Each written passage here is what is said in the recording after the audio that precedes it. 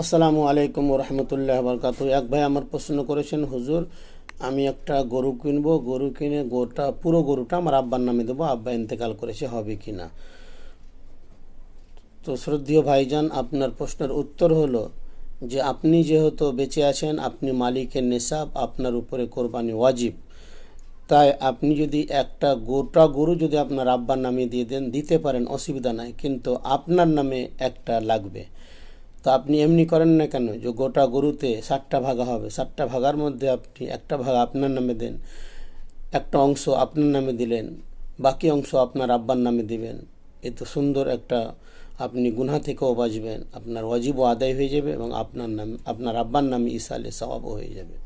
সম্মানিত দর্শক মণ্ডলী, কোরবানি ওয়াজিব জিনিস, ওয়াজিব নিজের নামে আগে দিবেন। যেমন নামাজ আপনার উপর ফরজ হয়েছে, আপনাকে আগে নামাজ আদায় করতে হবে, তারপরে নফলের ব্যাপার আছে।